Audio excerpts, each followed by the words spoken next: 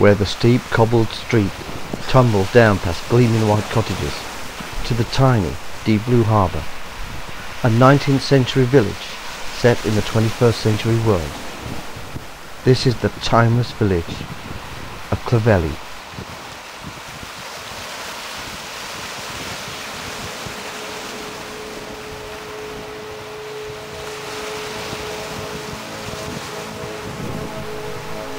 What other village has no cars and no individually owned houses?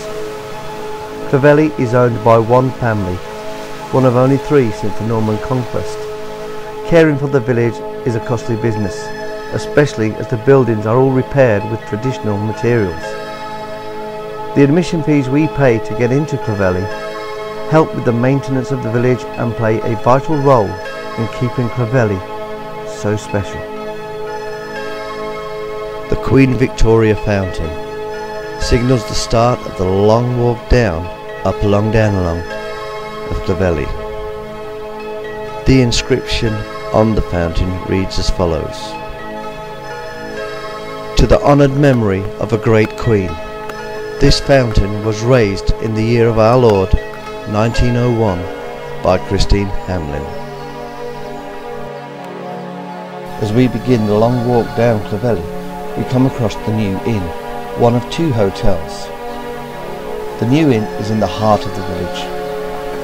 Originally built in the 17th century, the New Inn has been a hostelry for well over 100 years, and in 1996, on the centenary of his death, was refurbished in the style of William Morris, arguably England's most influential designer.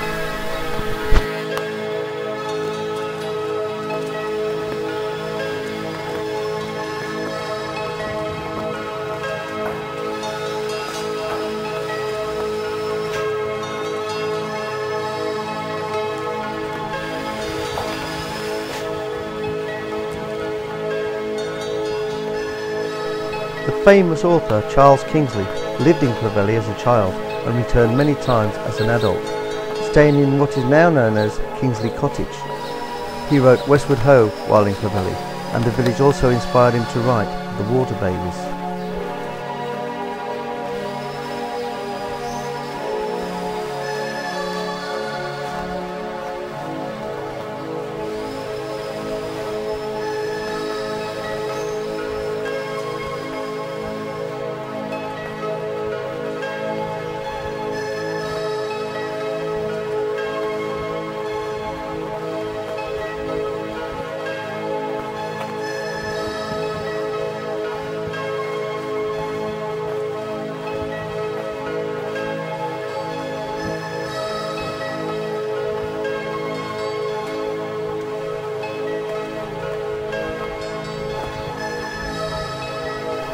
As we continue our journey down along this cobbled street, we come across the post office and general stores.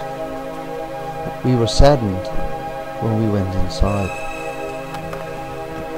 The shop itself hasn't changed, and even though the sign says post office, unfortunately, due to cutbacks in the number of post offices, Clovelly, despite its heritage and history, was one of the villages to lose its post office.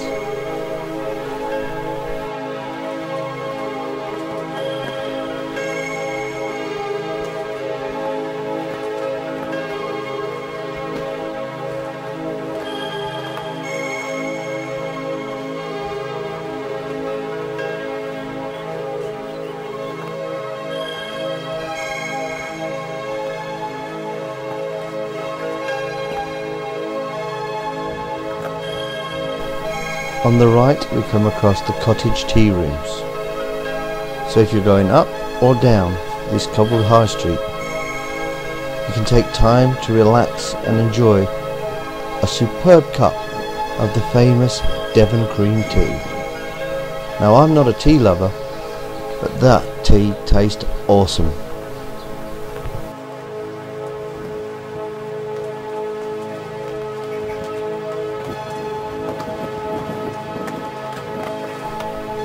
Onwards and downwards we go, past the lookout.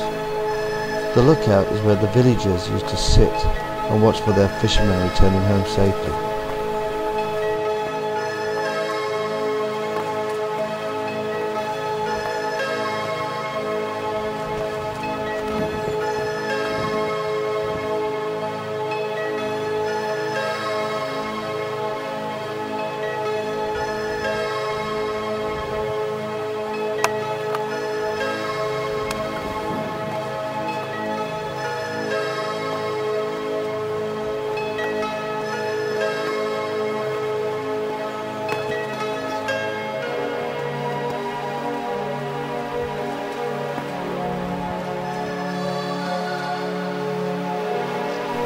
Here we can see the flag of the Red Lion Hotel, Clovelly's second hotel. This one though is located at the base of Clovelly, right in the harbour.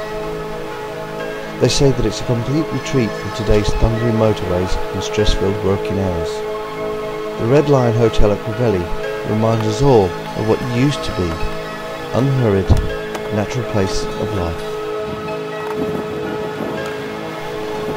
The dry stone quay was started in the 13th century, extended in the 16th century, and lengthened again in 1826.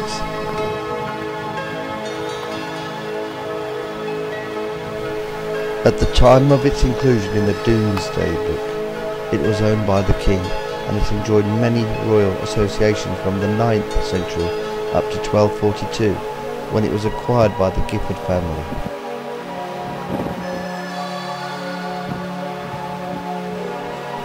For more information about Clovelly and the history of it, please visit their official website. The link is posted in the description box of this video. It's incredible. Just look at the view across the bay. Isn't that just awesome?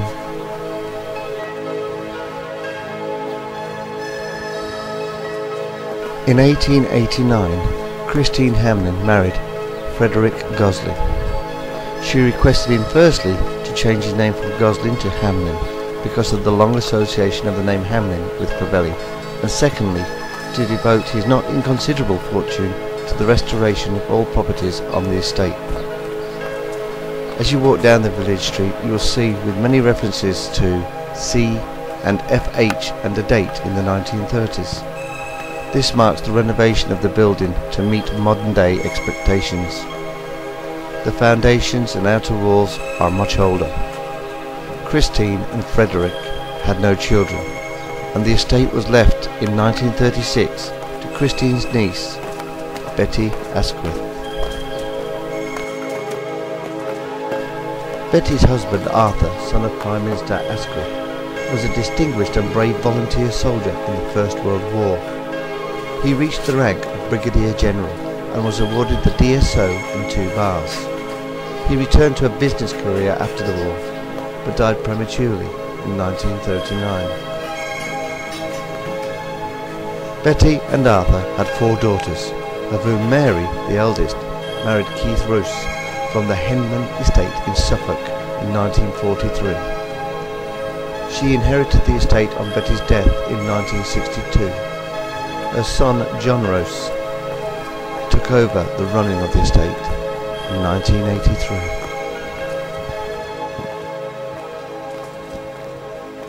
And so we are at the end of part 2 of our trip to Clovelly.